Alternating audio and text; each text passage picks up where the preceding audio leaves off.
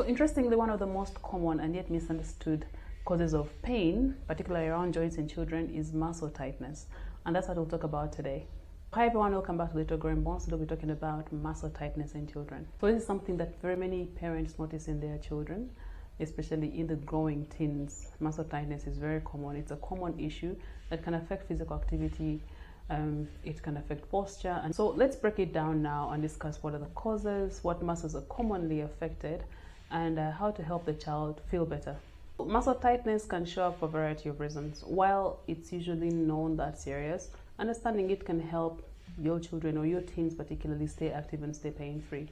So what are the causes of muscle tightness in adolescents? So let's start with why muscle tightness happens. So for adolescents, the most common cause include growth spurts, overuse, poor posture, lack of stretching, and even stress.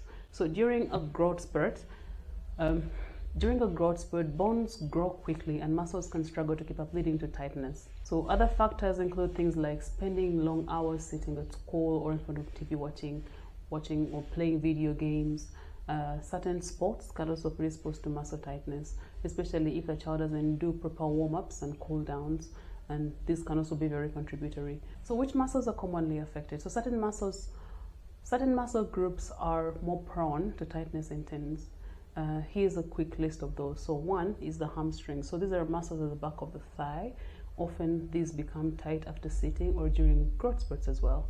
The calf muscles as well. In active teens, they may contribute to tight calves, especially after running or jumping activities. Sometimes they can be so severe that they cause the children to walk on toes.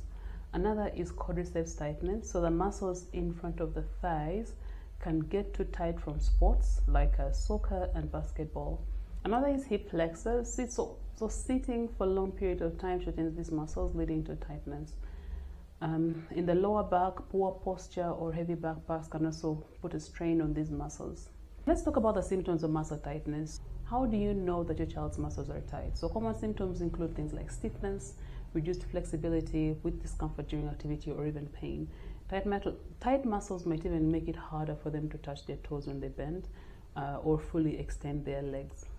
So I'm sure you're all waiting for how do we treat these tight muscles. So let's talk about the treatment and management of tight muscles. So the good news is that muscle tightness can be managed with simple steps. So here are a few.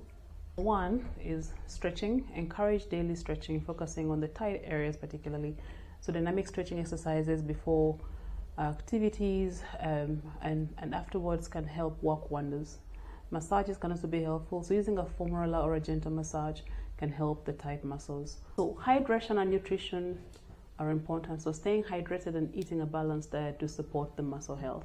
Another is posture check. So checking the posture can help maintaining a good posture in the child seated at the desk can help prevent tight muscles. And of course, you can't forget physical therapy. So if the tightness persists or affects their daily activities, consult a physical therapist or someone specialized to guide them through that. So now let's talk about prevention of muscle tightness. So prevention is key as always. So teach them about activities that can prevent future tightness in the future. So what are those tips? One is warming up before and after physical activity. Two is incorporating strength training to support growing muscles.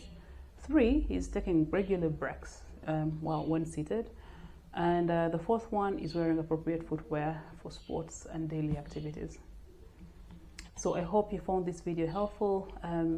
I see very many students come through my clinic for joint pains and all these kinds of complaints. And often once we identify that it's the tightness that is bringing all these symptoms, once they start their physiotherapy and any other intervention to counter this tightness, they come back much happier.